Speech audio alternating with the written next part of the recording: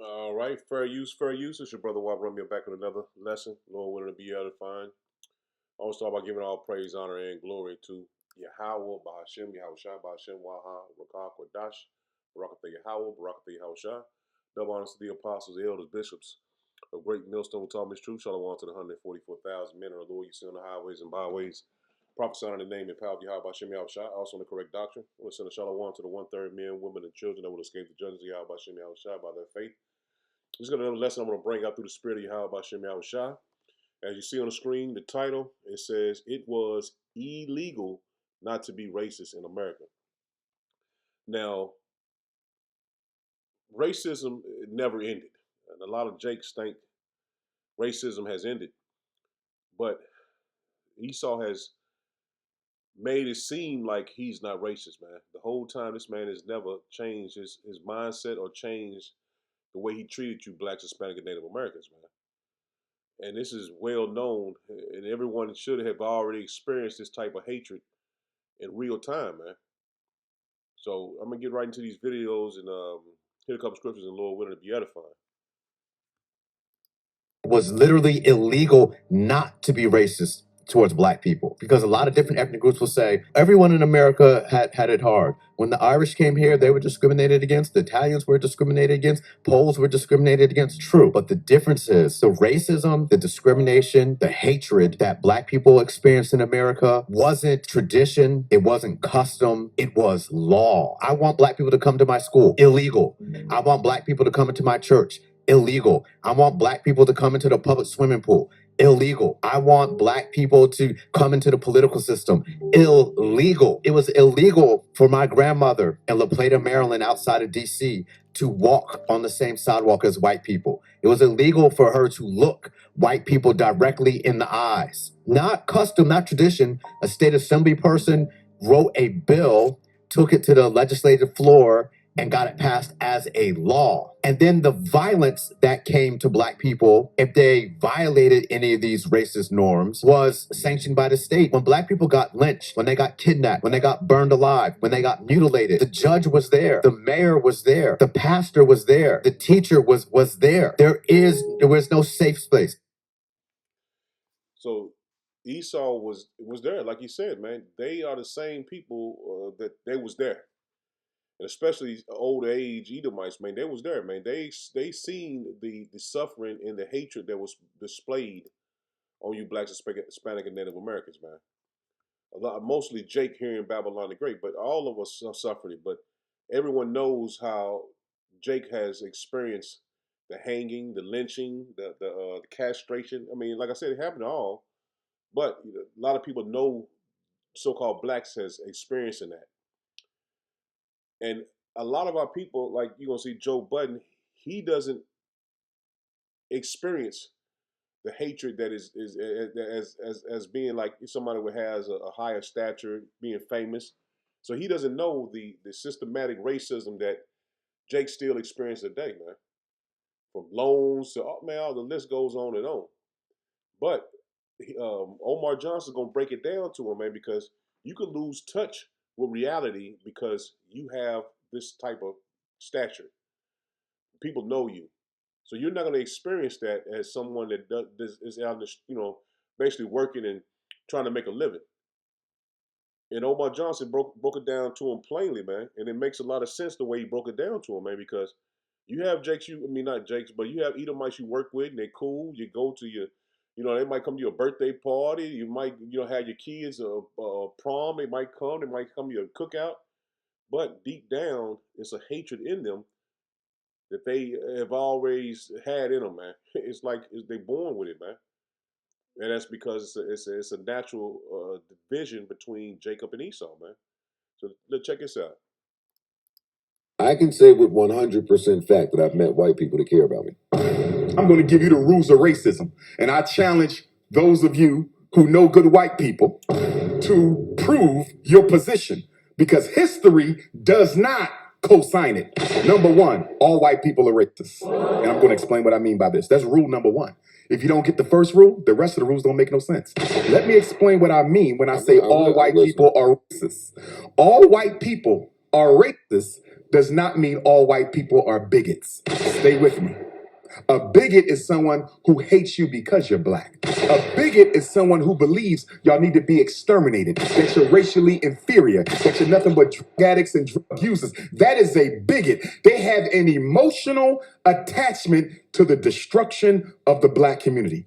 A racist does not have to hate black people. A racist does not have to work to eliminate us as a population. A racist does not have to push false narratives or stereotypes about who we are. And you know what a racist is interested in? Control of resources, opportunities, and privileges. That's it. To be a racist means I like the unfair advantage my people have over blacks, and I'm not going to do a damn thing about changing it or making it even. Now, if you know of a white person that's ever walked this earth that has tried to eliminate their white privilege or the unfair advantage that their people have against us, give me a name. And he broke it down plain to him, man. And you can't say it no better than that. Because ESaw has got ahead in every way possible over Jake. From schooling, from from buying properties, from businesses, from loans. I mean, the list go. I can name just a bunch of shit, man. But this goes to show you this is their kingdom. And see, the racism that they displayed is finna go on them. They're gonna experience the hatred that they displayed against us, and they're gonna feel the hatred of the Lord, man. and it's very close to happening. It's not far off, man.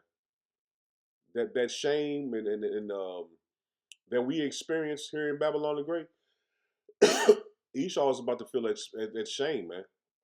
He's going to feel hopelessness, and it's going to be, man, it's going to be real brutal to him, man. Because ESaw has been playing the victim forever, and they don't know how to be a man up on everything. I don't say different things, but on everything. It's to the point now that his racism is causing him his kingdom, man.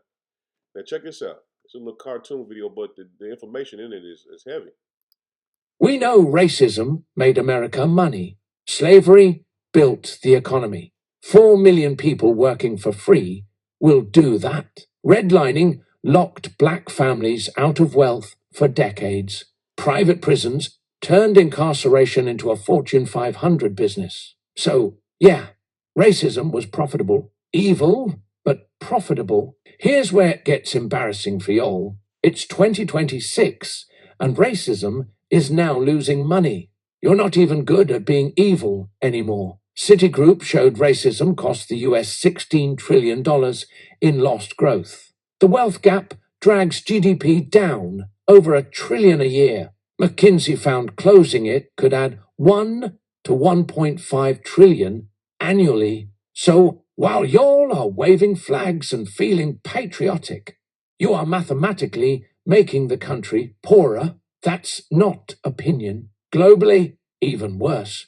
Africa is one of the fastest growing markets on Earth. China's already there, over 280 billion in trade, building ports, highways, digital infrastructure across 54 countries. America still can't talk to Africa without sounding like a landlord. The US doesn't do partnership, it does dominance. And when you show up acting like you own every room, people stop opening the door. Now, the Strait of Hormuz. I'll keep it simple for the back row. 20 million barrels of oil flow through it daily. Disruption means gas spikes, inflation jumps, and your grocery bill looks like rent. Where's that conflict? Black and brown regions, every time. The places you'll swear don't matter are the reason you can or can't afford gas. Monday, and let's be real, we don't beef with Norway. Nobody sanctions Switzerland. But let a country be brown and sitting on lithium. Suddenly, it needs freedom. Domestically, Black Americans are the most educated workforce demographic in the country and still underpaid. Because some of y'all would rather go broke than share a ladder. That's not pride. That's a tantrum with a price tag. Racism shrinks the workforce, kills innovation, and bleeds consumer spending. It is objectively bad business. If you're still riding with it, you're not a patriot. You're a liability. Racism made America rich. Now it's making America broke. And y'all are clapping on the top deck while the whole ship sinks. And that was a very informative video, man. You seen a little cartoon, but it's beautiful that the way the Lord had this thing set up. He set it up where they benefited off our backs until the point that putting that hatred and racism in them, for them getting all this free labor from us. Now at the end of his world, at the end of his kingdom, made the hatred that he had towards us destroy his own kingdom, man. So he's saying that being patriotic is really failing Babylon the Great, because you can't say Jake wasn't the one built up Babylon, created all these different modern day things that you enjoy now: cell phones, all that Wi-Fi, air conditioners, GPS, all these things that we built up in this man's society, and he benefits off of. He didn't see that the things that we created, we are the same people that created those things in the past, are the same people that create those things in the future. But he wanted us to not have education. He wanted us to be drug addicts and dealers and all these different things to dumb us down, when it really dumbed his own self down, man. Because this is the end, and he's finna display. He's finna be in the worst case, man. Because the shame that he's finna receive, man, is going to be on another level, man. Because he had an opportunity to make right his wrong, and he decided not to. And it wasn't up to him. But you would think when shit started to go downhill, you're like, damn, let's make it right, man. Let's all of us get in here and build it up again. Esau didn't think that way. He wanted to stay on top and wanted everybody else, so-called Blacks, Hispanic, and Native Americans, even the world, Ham too. He wanted everybody on his feet. The Persian Gulf nations, the Arabs. He wanted everyone on his feet, and that was only to his demise, man. Now check this out, man.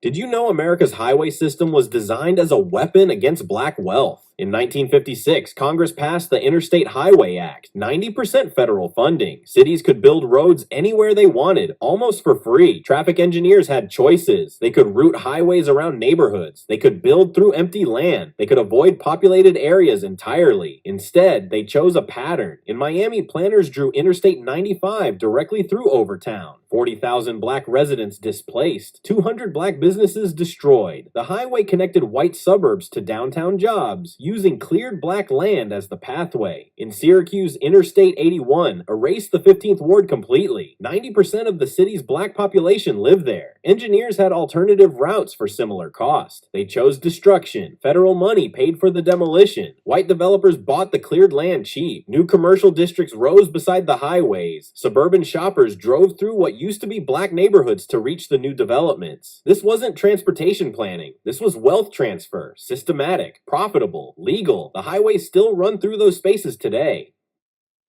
And that's true. Those highways, railroads, they run through Jake neighborhoods. Like he said, to destroy the wealth that we was building. So there's no way you can get up in this man's kingdom, man. He don't have it set up like that for you to benefit. He is to destroy everything you've created, man. And that's, yeah, man, it's easy to see. That's in every state, every city, especially every major city, man. This is what they've done to us, man. They made it where we couldn't enjoy the fruit of our labor.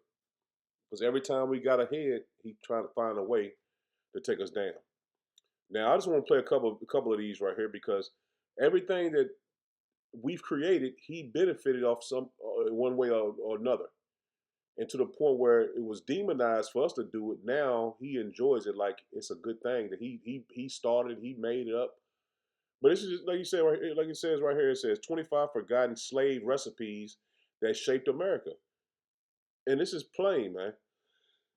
This is nothing. No one can say this is not something that Jake made, man.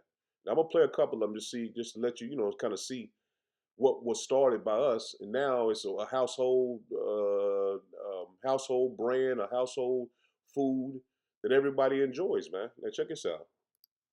Number 23, hoe cakes. The name tells you everything. Cornmeal batter cooked on the flat blade of a garden hoe, held over an open flame. Enslaved field workers carried cornmeal in their pockets and mixed it with water at the edge of the field during the brief moments they were allowed to rest. The hoe blade, already hot from the sun and the fire, became a griddle. The result was a flat, crispy corn cake that could be eaten with one hand while walking back to work. George Washington reportedly loved hoe cakes so much he ate them drenched in butter and honey at breakfast. But the women who invented them ate theirs plain, standing in a tobacco field with no butter and no table. Over time, hoe cakes moved from the field to the kitchen, made in cast iron with eggs and milk added to the batter. But the original version, just cornmeal, water, and salt cooked on iron, was the foundation. Number 22, chitlins. And that was nothing but a pancake that that Jake made in slavery, hardcore slavery. Now Esau benefits from it on another level, man. You got so many. You got protein. You got all these different brands and different pancakes that was made from us in the field, man. Just having a shovel over a hot fire, or like you said, a hoe made it a whole cake, and Jake had the ingredients in his pocket, man. So you can't say we didn't contribute all these different uh, um, contribute to this man's society, man. Now, chitlins, we already know about the chitlins, man. Well, I'll play a little bit of it. I'll play a couple. Slaveholders kept the hams, the loins, the chops. What they threw to the enslaved were the intestines, the organs, the parts considered waste. From that waste, enslaved cooks created chitlins, a dish so labor-intensive it became a ritual. Cleaning pig intestines took hours. Cooks soaked them in salt water, scraped them and rinsed them again and again until the smell mellowed and the casings turned pale and tender. Then they were boiled or fried until they became something entirely new, chewy, rich, and deeply savory. The smell during cooking divided families then and divides them now. But for the people who created this dish, it was survival turned into celebration. Chitlins became the centerpiece of holiday meals across the Black South, especially on Christmas and New Year's. The tradition of the chitlin circuit, a network of performance venues for black entertainers during segregation, took its name from this dish. That is how deep chitlins run in American culture. A food born from the worst kind of rejection became a symbol of community. Number 21, sweet potato. On. I ain't gonna play all of them, but you get the gist of it, man. All these different savory foods was created by Jake, man. And ESaw has made brands out of these products that we have pretty much made a household food, man. From pancakes to chitlins and to let's go hot water cornbread, turnip greens, and all of that, man. But his turn is coming, man. This man's turn is coming. He's gonna suffer and eat the scraps and be at the bottom and never to benefit from his labors. This is Obadiah 1 and verse 9. It says, "And thy mighty man, O Teman, shall be dismayed to the end that every one of the mount of Esau shall be cut off by slaughter. For the violence of thy brother Jacob, shame shall cover thee, and thou shalt be cut off forever." See, he's not going to get to experience being at the table like he is now. He's not going to be able to go and make a meal and enjoy it as he once was. Go out to eat in all these fancy restaurants, and that's coming to an end, man. Him being high in society, high and mighty over everyone on the earth, he's gonna go into hardcore slavery, man, and that's gonna happen overnight. He's not gonna be able to go fishing and had a privilege of going and hunting and doing all the things he loves. That's gonna come to an end, man.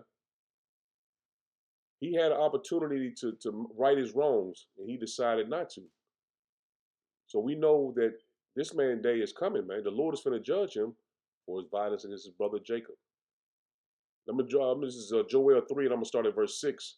And you can read up in Tyre and Zidon and a coast of matter of fact, let me start right here. It says, this is Joel 3 and verse 4. It says, Yea, and what have ye to do with me, O Tyre and Zidon, those African nations? It says, and all the coast of Palestine, you've seen what's happening to the Palestinians in Gaza. It says, will ye render me a recompense? And if ye recompense me swiftly and speedily, will I return your recompense upon your own head. And see, they all had a hand in us going into slavery, man. Even the Palestinians, the God over in Gaza, they had a hand in the children of Israel going into slavery, man. They had a hand in it, man. It says,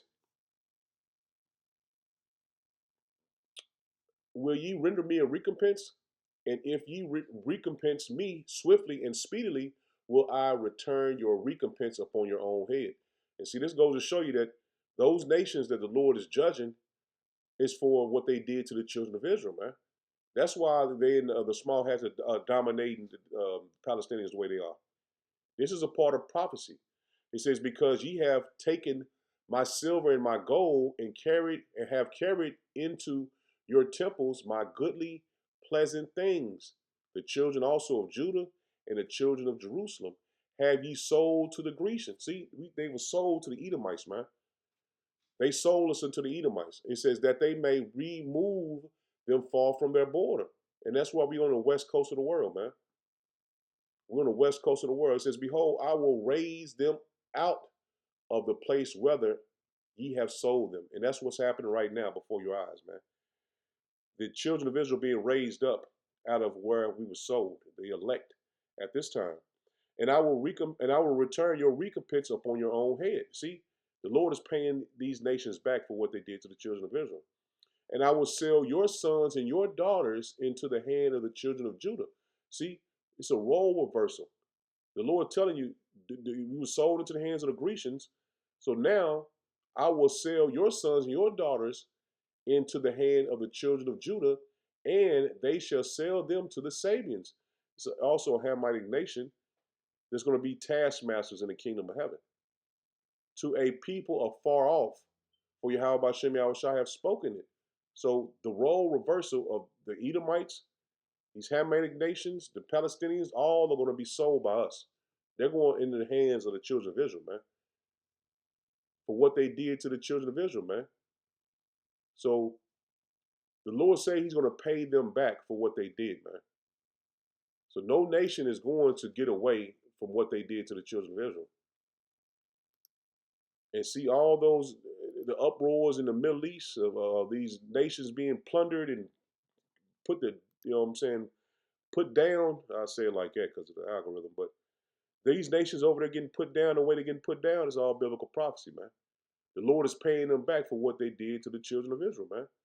It all makes sense when you continue to learn and continue to seek the Lord.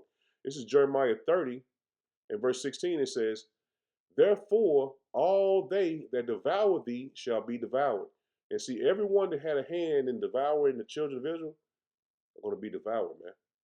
And all thy adversaries, every one of them shall go into captivity. See, we know Esau going in, but these other nations are going to be under us as well, man.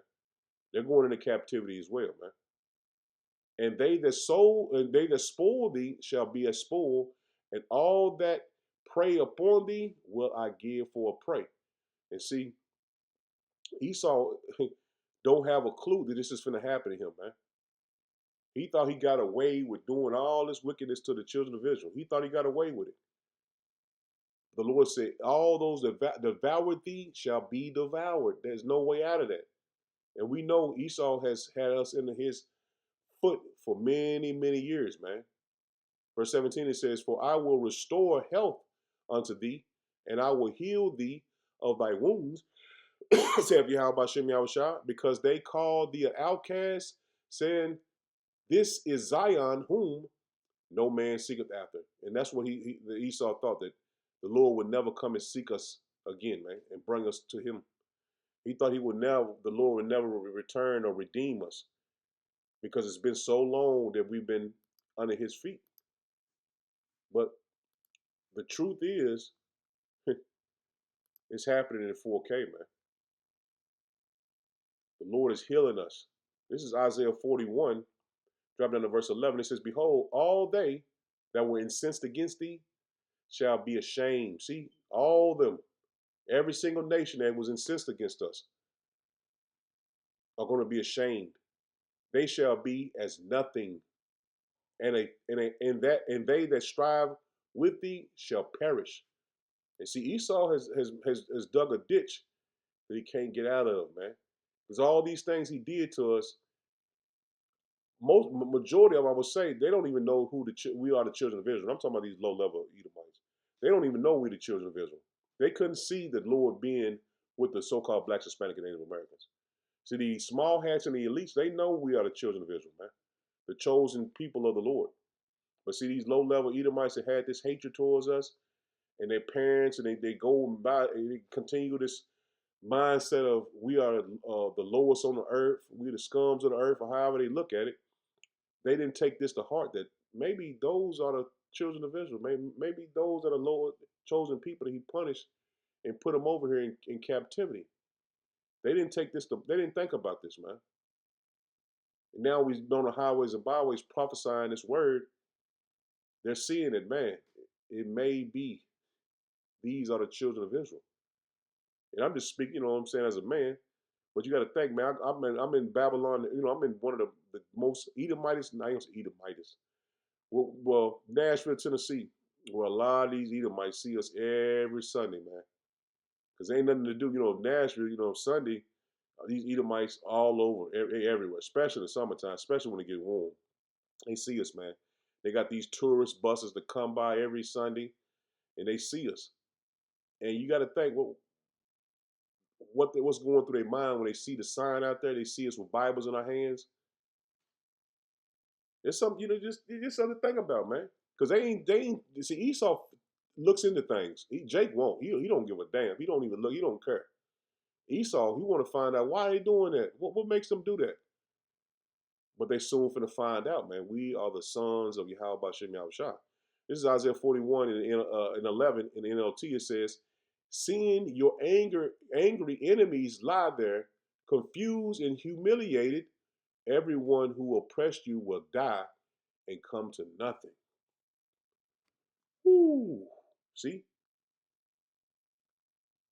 Man, they dug a hole, man. Can't get out of it, man. That hole is getting deeper and deeper until they reach the bottom where there is no way out of it, man. It's Good News Translation. It says, those who are angry with you will know the shame of defeat.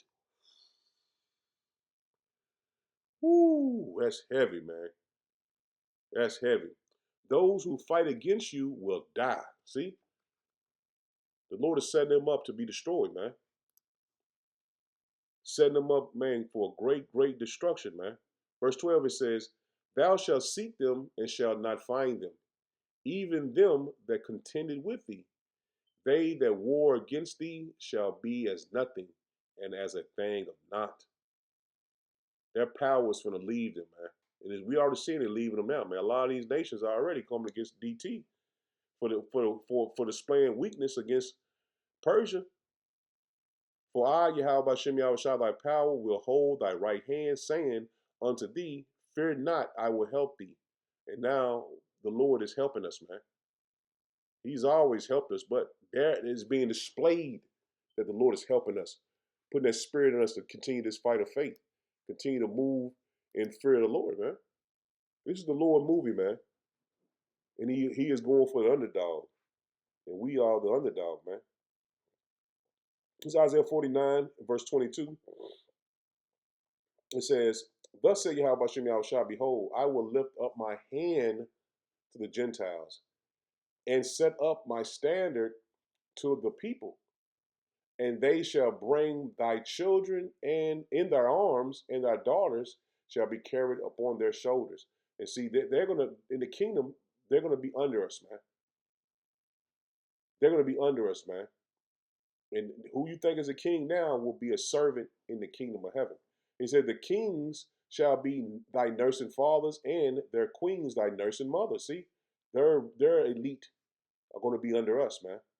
It says, they shall bow down to thee with their face toward the earth. See, they're gonna show reference of us being over them. It said, and lick up the dust of thy feet, and thou shalt know that I am Yahweh Bashem Yahweh Shah, for they shall not be ashamed that wait for me. See, we're waiting on the Lord, man, to make this come to pass, man. It says, shall the prey be taken from the mighty, or the lawful captive delivered? But thus saith Yahweh Bashem Yahweh Shah, even the captives of the mighty shall be taken away, and the prey of the terrible shall be delivered. For I will contend with him that contendeth with thee. So the Lord is saying, wait on him. He's gonna rise up to the prey. So the Lord's gonna contend with them that contended with us, man. It says, and I will save thy children, and I will feed them that oppress thee with their own flesh. That don't sound like the Lord's coming back to help the heathens, man, to help ESaw. That's totally opposite from what the scripture's saying. It says, and they shall be drunken with their own blood. See, they're going to be drunken with their own blood, as with sweet wine, and all flesh shall know that Yahweh Bashem Yahweh Shah am thy Savior and thy Redeemer, the mighty one of Jacob. So you're going to soon know that the Lord is with us. And that's what's going to happen, man. Esau's going to get a rude awakening, man. Now the Lord is bringing them into this last world's war, man. He's bringing them, man, fast. It's coming fast, man. It's not slowing down at all. Now, just touch on that real quick. They have made it, I think it's starting December. I don't know if it's the first or not, but in December, they're going to make it mandatory for everyone from 17 to 25 to be automatically registered for the draft. Now, we know that this last world's war is going to be with burning the fuel of fire, man. So a lot of these people that think that this war is just a thing that's going to happen and is going to die down and cease fire and it's going to be put to rest. In other words, this is going to intensify, man. Russia, China, all of them are going to get into this war. It's going to get intense. It's going to intensify, man, because Ned Nada, he just warned that Babylon is going to get touched by an N word. Now he wouldn't just be saying this for with a out the side of his neck, man. They're preparing for the nation to get on their side, man, because a lot of these Edomites, a lot of these Congress members, all of them are saying that this is an illegal war and they don't want to be in it. And a lot of these other nations say they don't want to be joined with DT in this war. And they're turning their back. The allies are turning their back, and DT talking about leaving NATO. This is all for the destruction of ESaw, man, and his kingdom, man. And if you can't see that, man, you're not meant to see it, man. You're meant to suffer death by pain, and then you come back into the kingdom. This is Isaiah 45, and I'm starting at verse 14. It says, thus say Yahweh Bashem Yahweh Shah, the labor of Egypt and the merchandise of Ethiopia and of the Sabians, men of stature, shall come over unto thee, and they shall have, and they shall be thine. So we know that when this goes down, all these nations are going to be under us. But ESaw is going to be under all the nations that are on the earth. It says, they shall come after thee in chains. They shall come over, and they shall fall down unto thee. So we're going to be ruling over these nations, man, and they're going to be in chains. It says, they shall make supplication unto thee, saying, surely power is in thee. See, they're going to soon know the Lord is with us. It says, and there is none else, there is no power. They're going to know that there's no other God that can save you from the hand of the children of Israel, man. How about, I would say, nobody going to be able to save you from the hands of Yahweh Bashem Yahweh Shah. Verily, verily, thou art a power that hideth himself, O power of Israel, the Savior. See, the Lord is our Savior, man. And let me read down to 17. It says, They shall be ashamed and also confounded, all of them. They shall go into confusion together that are the makers of idols. And all these nations are the makers of idols, especially ESaw. But Israel shall be saved. See, it ain't talking about no other nations. We see all the other nations are going to be in slavery, man. They come in chains under us. He says, but Israel shall be saved in Yahweh Bashem Yahushua with the everlasting salvation. Ye shall not be ashamed nor confounded, world without end. See, we're going to have a world without end, and we're not going to be ashamed to be Israelites, man. You got Jake now, they dying their hair, they dying they melanin, trying to be something that they're not. But we're not going to be ashamed to be who we are, man. Children of Israel, the Israelites. This is Isaiah 60 and verse, I just hit the point in 12. It says, for the nation and kingdom that will not serve thee shall perish. Yea, those nations shall be utterly wasted. So this nightmare of ESaw is going to come upon him, man. He never thought that we were who we said we were, the children of Israel, man. And he's soon finna know the Lord is in us. So I'm in it there. Lord willing was edifying. Shalom. Shalom.